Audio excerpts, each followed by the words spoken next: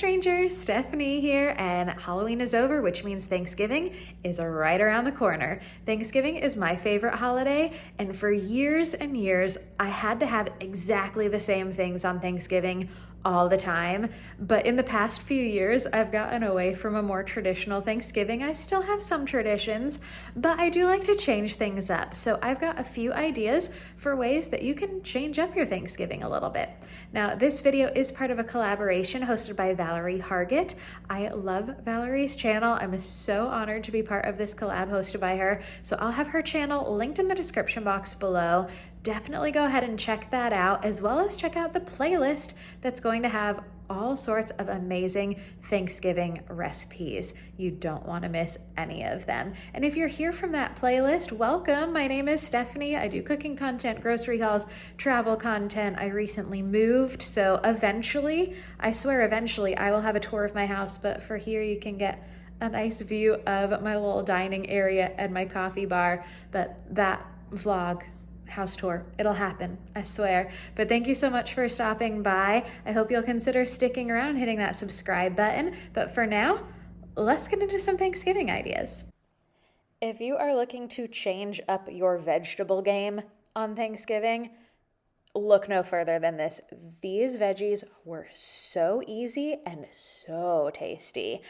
I'm starting out with some melted butter. I'm adding seasoned salt, garlic powder, a little bit of cayenne pepper. I'm adding some chili powder to this, and then crushed red pepper, and topping all that off with some honey to make a really tasty honey glaze. Now, I don't have any measurements for this. I did not follow an exact recipe. I seasoned based on what my level of spice tolerance is, and also based on how much I was cooking, because for me, this wasn't Thanksgiving. This was an average Wednesday night, because this video is coming out several weeks before Thanksgiving to give y'all some ideas in advance. And so I just made small portions of the things that I am showing to y'all. So you can change this up to your spice preference. This is just kind of an idea for you. And I got this idea from eating at Longhorn Steakhouse. My mom and I went to Longhorn a few weeks ago. I had never been before. And when it came to sides, I saw Brussels sprouts, and I don't have them often, but I do like them.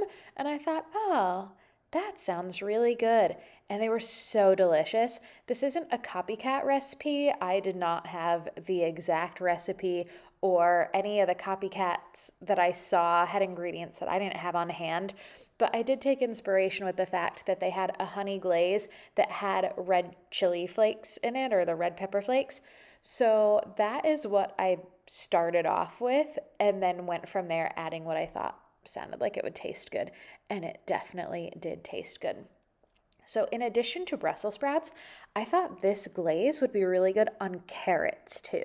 So I took help from the store.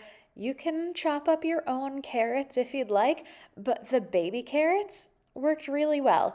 They cooked up in the same amount of time as those Brussels sprouts. They were nice and soft, but had that nice little glaze on the outside, that they weren't overly soft. The insides were soft, the outside was just slightly crunchy, and the Brussels sprouts, the outside of those was nice and crunchy with that soft inside as well. I roasted these at 400 degrees Fahrenheit for about 30 minutes. And since this was not actually Thanksgiving when I filmed it, I had a pork chop in the oven at the same time, which also turned out delicious and will be in an upcoming What's for Dinner video. So keep your eyes peeled for that one. But I am simply tossing my veggies in this glaze, putting them on a sheet pan, and then putting them in the oven.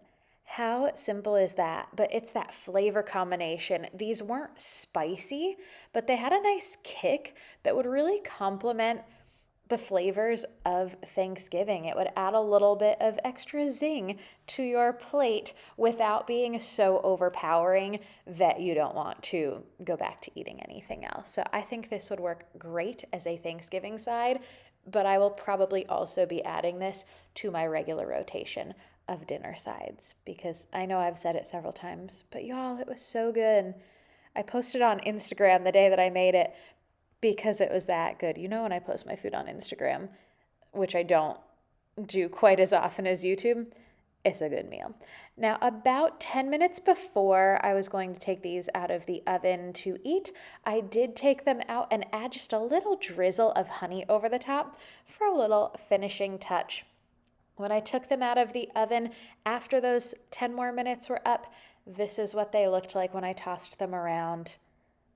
If you are not a Brussels sprouts fan, seriously try them this way, and it might just convert you. Or not. We each have our own individual tastes. But next up, I've got a dessert idea.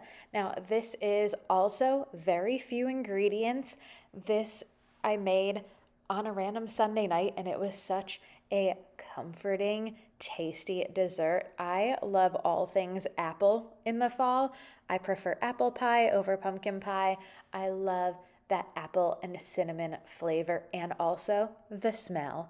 This made my house smell fantastic, and it only takes 2 hours and a few ingredients. So I started out with a chopped up can of cinnamon rolls, just the plain refrigerated. I got the Walmart brand, and then a can of the Aldi cinnamon fried apples. Now, if you don't have an Aldi or you don't have those cinnamon apples, you could use fresh apples and add cinnamon to them. You could also add butter if you're going to do that, would be good. And then you could also use apple pie filling, would work. And then I drizzled some heavy cream over the top of this. I didn't measure, I just kind of wet the whole top of that so that the cinnamon rolls could really soak that up. And then because I am such a cinnamon lover, I just doused the top of that with even more cinnamon and put the lid on. 2 hours on high, and this is what I had after that. This was so comforting and warm and tasty, and I highly recommend this. After it was done, I moved it into a little serving dish.